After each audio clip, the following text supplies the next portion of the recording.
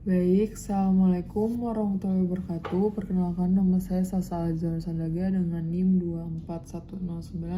2410911320036 dengan nomor absen 144 dengan dosen pengampu Dr. Oski Iliandri, Magister Kesehatan. Jadi video kali ini saya akan sedikit menjelaskan tentang anatomi dan klinis blok fungsi normal kardiorespirasi. Jadi yang pertama ini adalah awal permulaan dari sistem kardiorespirasi tadi. Jadi ini adalah nama-nama organnya dan letak-letaknya bisa dilihat sendiri saja.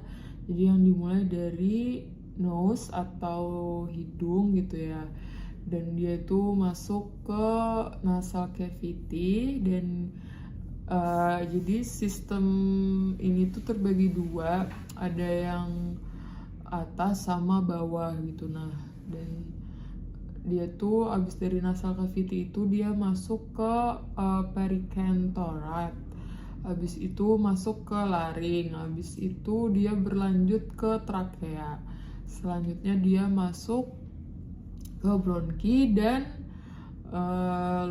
lungs tadi.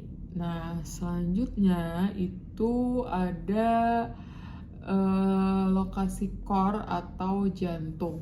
Jadi lokasi core ini itu tuh di mediastinum merdia, dan perikardium itu tuh merupakan pembungkus jantung yang dibagi menjadi dua, ada fibrosum dan serosum.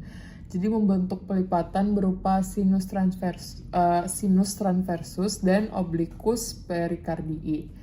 Jadi core berupa apex dan basis cordis ini tuh memiliki 4 fases, 4 margo, dan ada 4 ruangan serta memiliki sulcus septum antar ruangannya tadi. Jadi ada 4 ruangan jantung, itu ada atrium dextrum ventricularis dexter, atrium sinistrum ventricularis sinistra, dan struktur bagian dexter mirip dengan sinister dengan beberapa perubahan pada ostium, valvula, dan sinus. Selanjutnya, cardiac skeleton itu merupakan rangka-rangka origo-inertio atau otot jantung itu annulus fibrosus, ada trigonosum fibrosum dan tendo infundali. Jadi sistem konduksi jantung ini tuh memberikan impuls ke nodus SA, nodus AV, berkasis, dan serabut Purkinje. Baik, langsung saja. Jadi seperti terlihat di gambar itu, mediastinum ini dibagi jadi yang mediastinum superior dan mediastinum inferior, dibaginya itu oleh planum transverum thoracius. Nah, selanjutnya jantung sendiri. Jadi terdapat basis cordis bagian belakang jantung dan apex cordis atau ujung jantung tadi. Jadi untuk permukaan jantung itu ada fascias diafragma itu di bawah dan dia tuh menempel ke diafragmanya. Selanjutnya ada fascias pulmonaris dextra, itu dia di kanannya dan menempel ke paru-paru kanan tadi. Selanjutnya ada fascias pulmonaris sinistra, itu kiri menempel ke paru-paru kiri tadi. Jadi batas jantung itu ada margo superior dan margo inferior. Sebenarnya itu ada margo dextra dan margo sinistra. Cuman kayak dilihat dari gambar ini cuman terlihat yang tadi yang saya jelaskan. Jadi ruang jantung itu ada 4, ada atrium kanan dan kiri dan ventrikel kanan dan kiri.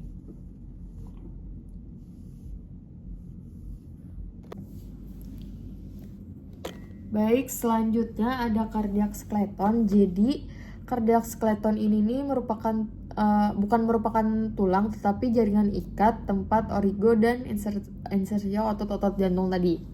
Yang pertama itu ada annulus fibrosus, itu dextrum sinistrum yang bentuknya seperti lingkaran. Selanjutnya ada trigonosum fibrosum, itu dextrum et enistrum. Pada trigonum fibrosum dextrum terdapat berkas hisnya tadi. Selanjutnya ada tendo infundibuli, itu penghubung aorta dengan truncus pulmonarisnya. Nah, selanjutnya ada sistem konduksi jantung.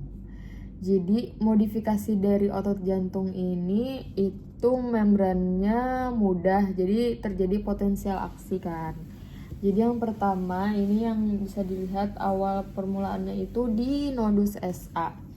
Jadi nodus SA itu yang memberi perintah kira-kira itu sekitar 70 kali per menit untuk aksinya. Selanjutnya ada nodus AV, itu kalau nodus SA-nya rusak itu tuh diambil oleh nodus AP dan aksinya itu 50 kali per menit.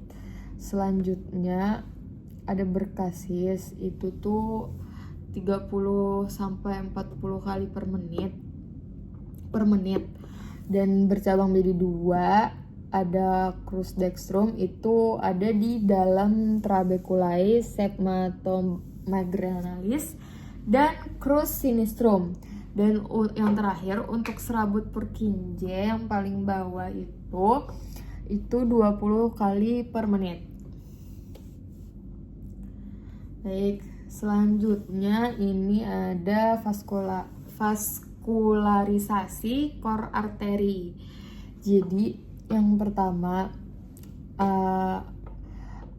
arteri koronaria dextra ini tuh dari depan ke belakang itu melalui interventricularis posterior, dan setelah itu menjadi arteri koronaria sinistra. Itu setelah keluar langsung pecah menjadi 2, ada interventricularis anterior dan circumflexus.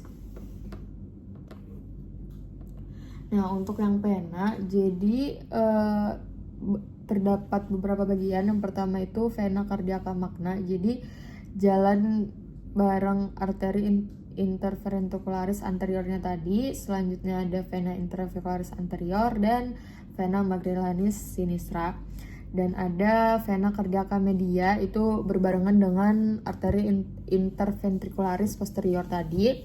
Selanjutnya vena cardiaca parva tadi berbarengan dengan arteri coronania sinistra. Selanjutnya ada vena marginalis sinistra. Jadi semua dari prinsipnya tadi itu mereka tuh berjalan ke sinus coronaries. Baik, selanjutnya ada inervasi core-nya tadi. Secara singkatnya saja,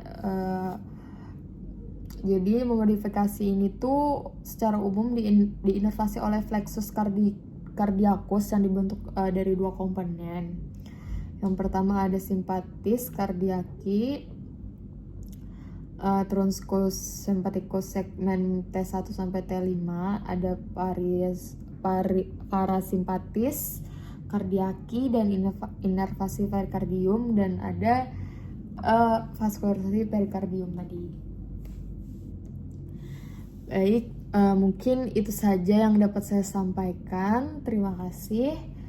Mohon maaf bila ada kesalahan kata dan penyebutan kata-kata organ dan lainnya. Mohon maaf. Terima kasih. Wassalamualaikum warahmatullahi wabarakatuh. Mungkin itu saja dari saya. Terima kasih.